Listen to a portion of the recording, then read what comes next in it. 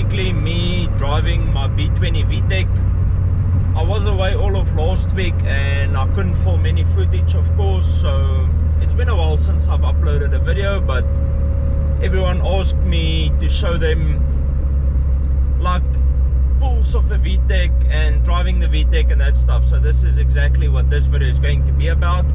It's not going to be a super long one. I am going to change the intake pretty soon. The car is still exactly the way I bought it. It currently has, it's a B20 with a Vtec head. It currently has a whale induction and a branch and a free flow, as well as a uni chip. So I'm going to change the whale induction for a different one, which will be in the next video. I'm assuming you guys will see. I also want to take out one more box out of the exhaust. I want the car to be a little bit louder, not too loud. It currently has a free flow box and a back box. So I want to take the free flow box out and keep the back box.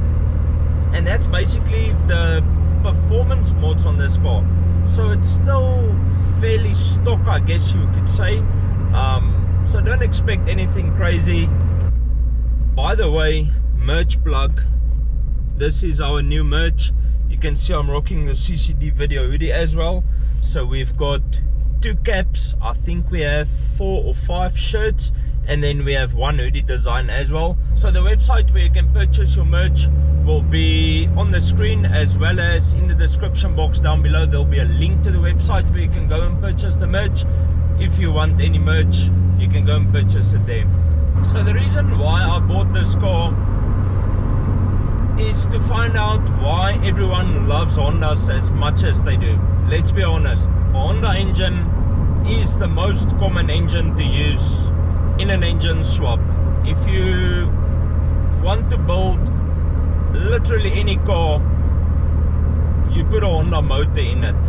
VWs, they ain't that popular. What else is there really? VVLs, 4AGE is a popular motor, but I feel like the Honda brand is the most popular for engine swaps.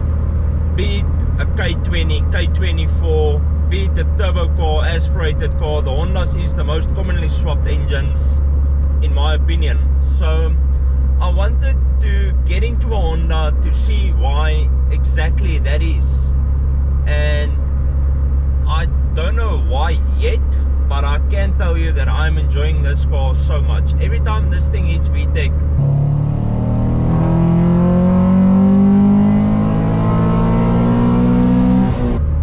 it's not fast, but I'm enjoying life so much with this car. I can't explain it. I can't put it into words for you guys. Between this and the Clio, I'm enjoying this far more than the Clio. A lot of people told me that I'm going backwards after the Clio. I honestly don't think so. Yes, it's an older car. It's got way more rattles. It's got way less, not really creature comforts. The Clio didn't have any creature comforts that this doesn't have, except for auto lights, I'm guessing. But I'm enjoying this car way more than I did the Clio. So I just wanted to buy a Honda to find out what am I missing out on. I've never had a Honda before. I grew up with Honda motorcycles, funny enough. That's about the only motorcycles we ever bought and rode was Hondas. But when it came to cars, I was always a VW guy. So I want to see what this is all about, and so far it's major fun. Like I say, when this thing hits VTEC, it's something else. Let's hit it once.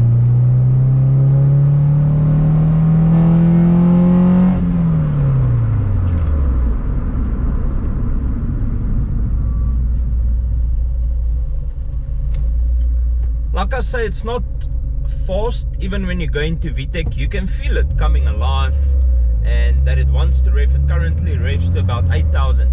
You can definitely feel it come alive, but down low it's still torquey and it drives like a normal car. It's not like you only have 20 kilowatts when it's out of VTEC, and then when VTEC comes in you get an extra 100 kilowatts. No, it's not like that.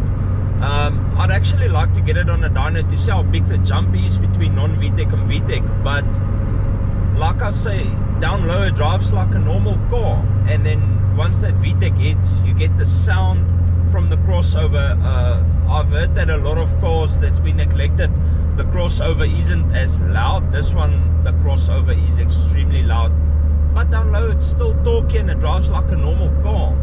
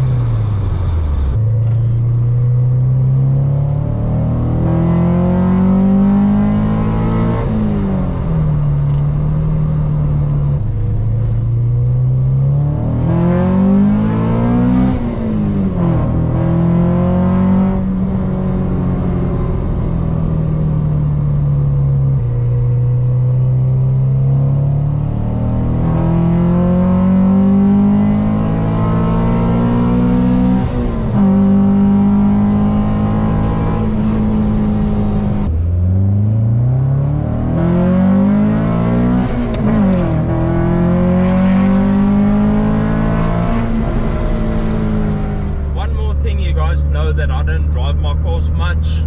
I work from home and we've got a lot of cars at home, so I don't have to drive my cars. That's why I'm never bothered. Well, I was never bothered with the Clio and the Polo that much, because I don't drive my stuff. I've got a lot of cars to drive with. Yes, it's nice to drive your own stuff, but I don't have to. You know, it's not like I'm stuck at home with no transport if my cars aren't running, whatever. But this car, I'm enjoying it so much that I've literally done 2,000 kilometers with it in a month. I did with a Clio, I did about 4,000 in my entire ownership. That included coming up from Cape Town to Pretoria, about 4,000 Ks for the entire ownership. This car, I've done 2,000 kilometers. I'm saying 1 month, but it's been 5 weeks since I bought this car. So I've done 2,000 kilometers in 1 week, in 1 month. And that is a lot of traveling for me. I don't go nowhere. I stay in my vicinity. I don't drive a lot. But with this car, I feel like I want to drive it. I want to take it out. I want to go places with this car. And that for me is part of me enjoying the car so much. One thing that I have noticed with a Honda is it wants you to drive it hard. Like the moment you start driving it hard, the exhaust starts popping, which it doesn't really do unless you drive it hard. And I mean, the VTEC comes in at 5,000 RPM, but it only starts pulling strong from about 6 upwards. So it wants you to drive it hard. And the thing about this car is you can drive it to 8,000 RPM, gear after gear after gear, and not feel guilty about it. Like, you don't feel that you are busy braking the car. It's just happy. It just wants to live up there. That's one thing that I thoroughly enjoy about this car. Not that I drive it very hard. I mean, I have never stood at a robot from a standstill and gunned this thing. I actually want to take it to the track on Sunday to see what it'll do. Midway Drags 200 meter strip local here to us.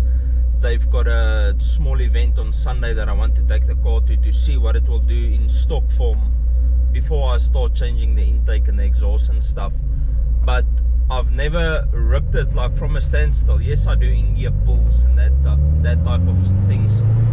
The only time I drove it abusive really was when I did the R1, but that was before we did the CVs. I just wanted to do one R1.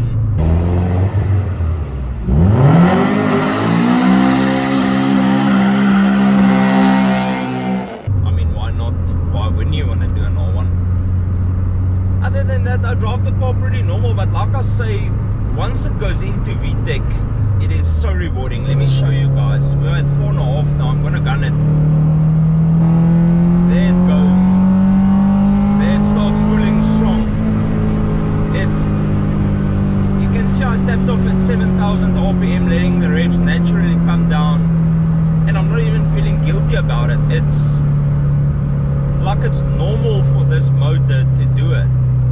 You don't feel like you are abusing it. I don't know how to put it into words for you guys, but it's pretty normal for them to rev that high and still do what they do.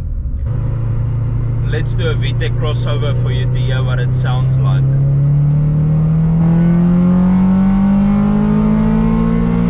And it just goes. That was about 7,500 RPM, so we still got about another 500 RPM to go. But like I said, it just goes. Man, this car is so much fun to drive. I think that's going to be it for this video, guys. I didn't want it to be too long. I just wanted to show you guys my opinion of driving this car. It's not a review. I don't want to review my own car. People would say I'm biased and all that, obviously, because it's my own car. So I don't want to review my own car. I would review other people's cars. I just wanted to show you guys my experience of living with a B20 Vtec and how I find it. So that's going to be it for this one, guys. Next up, we're going to build an intake for the car and I'll take it to the track. By the way, once again, if you want some merch, you can go and cop some on the website.